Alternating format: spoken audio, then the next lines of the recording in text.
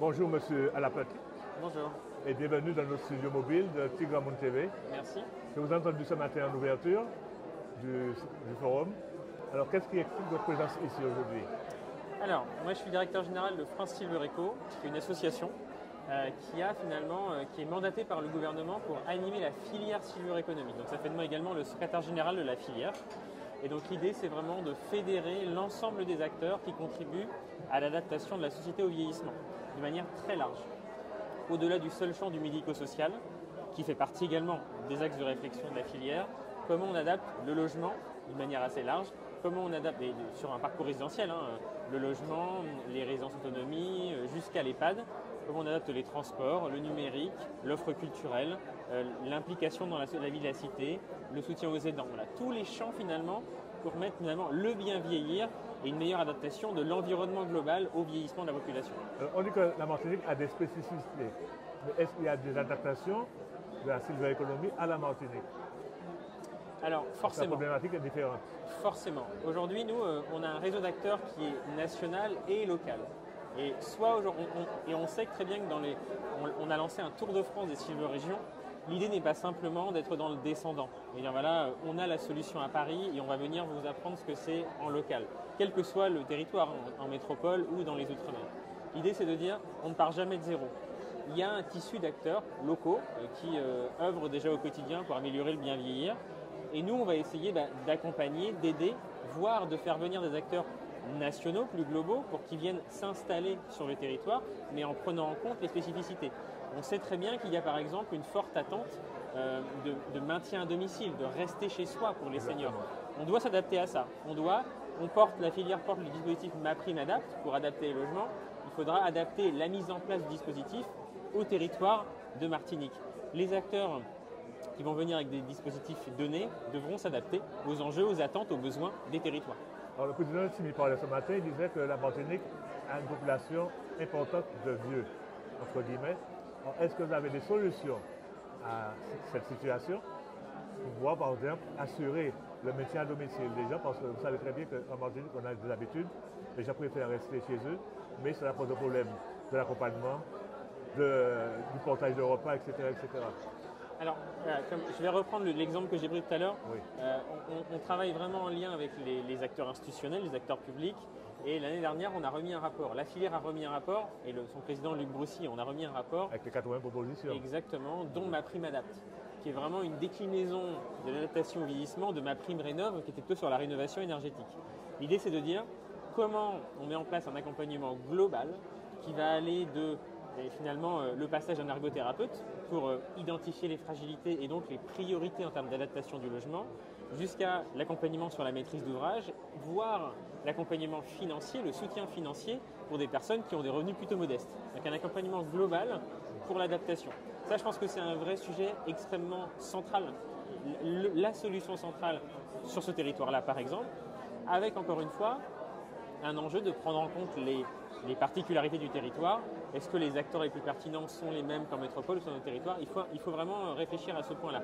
En tout cas, adapter le logement et accompagner les seniors dans cette adaptation, c'est vraiment le point central à mon avis. Mais souvent, les gens se heurtent à la lenteur des procédures, notamment en matière de rénovation de logement. Oui. Parfois, les dossiers traînent pendant 2-3 ans et ils n'ont pas encore de solution. Alors, est-ce qu'il y a une alternative à ce problème? Il y a surtout peut-être une simplification du dispositif. Déjà, à mon avis, il y a un premier sujet qui est le non-recours. Beaucoup de gens auraient droit au dispositif existant, auront droit à MaPrimeAdapt et ne connaissent peut-être pas le sujet, ne connaissent pas leurs droits et donc ne savent pas qu'ils peuvent prétendre à ce service. Donc là, il y a déjà un premier point, c'est la visibilité de la solution. Aujourd'hui, les schémas classiques, les CCAS, les maisons France Service ou autres, c'est un bon point, mais les gens isolés, les gens qui auraient peut-être le plus besoin du dispositif, ne le connaissent peut-être pas. Donc là, il y a un sujet d'aller vers. Et la CNSA en parle beaucoup, c'est je vais vers les publics qui ne sollicitent pas leurs droits et je leur expose leurs droits et je les accompagne pour les solliciter. Ça, c'est un premier point. Et après, le sujet de MaPrimeAdapt est porté par Luc Broussy l'année dernière, c'est vraiment cet aspect de guichet unique. Il ne faut pas multiplier les interlocuteurs. Il faut simplifier le parcours et vraiment créer un parcours unique du début jusqu'à la fin. Je pense que ça, c'est vraiment les points. Après, il y a des enjeux de traitement administratif, mais qui dépassent un petit peu la filière. Et je pense que déjà, s'assurer que tout le monde connaisse bien ses droits et simplifier le parcours d'accompagnement, C'est déjà, je pense, 2 points importants pour s'assurer qu'on va bien vers les bonnes personnes et qu'on va jusqu'au bout du dispositif. Alors, dans son discours d'ouverture, le président Timi parlait du retour au pays de jeunes et de rapport de M. Broussy. Il parle aussi de l'habitat inclusif. Oui. Alors, est-ce que ce sera une solution d'avenir pour, en cas de retour de ces jeunes, ils puissent intégrer les personnes âgées dans leur domicile et pouvoir les aider pour les différentes activités?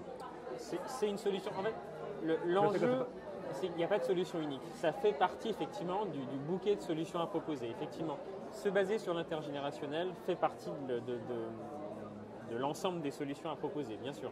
Il faut utiliser les atouts, il faut rendre ce territoire attractif pour donner envie aux jeunes de revenir et ensuite utiliser cette force-là pour créer des solutions nouvelles à partir de l'intergénérationnel. Bien sûr, ça fait partie des solutions. Alors, il y a un problème aussi qui a été soulevé, c'est le manque d'aidants familiaux. Oui.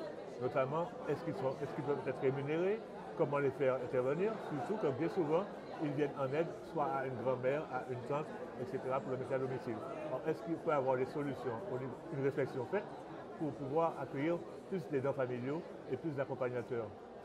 Alors, le problème, c'est que aidant, on ne l'est pas forcément par choix, on l'est par la force des choses. Il y a un chiffre qui est extrêmement important et qui montre un petit peu l'importance du sujet, c'est qu'un aidant sur 2 auprès de seniors est lui-même ou elle-même senior. Donc, il y a un vrai sujet en plus de vieillissement, en plus des aidants eux-mêmes. Il y a plusieurs sujets sur lesquels on travaille au sein de la filière, à travers les membres qui portent des solutions. Il y a l'enjeu de la formation et de l'information des aidants. Il y a l'enjeu même d'accompagnement au numérique. Il y a un sujet, les aidants font des démarches, mais sont parfois un peu dépourvus par rapport aux démarches à mener pour les personnes qui sont aidées. Et puis, il y a un sujet de répit qui est extrêmement important. Et il y a beaucoup aujourd'hui de résidences seniors ou d'EHPAD qui portent des solutions pour héberger sur de courtes durées les seniors pour permettre aux aidants de souffler, de se reposer, de faire leur démarche à eux, leur propre démarche, voire juste pendant une semaine de vacances, pour pouvoir vraiment faire autre chose. Donc il y a beaucoup de leviers. Et encore une fois, on ne peut pas les créer à Paris. Il va falloir encore une fois faire le bilan un peu de ce qui existe ici et accompagner les porteurs vers une diversification des solutions, création de nouveaux services.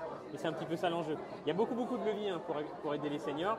Il faut les actionner et en créer de nouveaux qui n'existent pas sur le territoire. Ça doit être un début des assises aujourd'hui de pouvoir faire l'existant et pouvoir apporter des solutions, je pense. Tout à fait. Là, il y a un vrai sujet.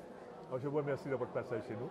Merci beaucoup. Et puis pour cette beau séjour en Martinique. Merci. Trop court forcément, mais... Oui, mais c'est le thème des assises. Hein. On ne peut pas faire les assises éternellement. Tout à fait. Merci beaucoup. À très bientôt. Nous sommes sur Tigre-Monde TV, une télé qui est animée par des seniors qui sont tout de vous là et qui propage des images, des reportages sur la Martinique à direction des personnes âgées. Merci beaucoup. Merci et à très bientôt. Au revoir.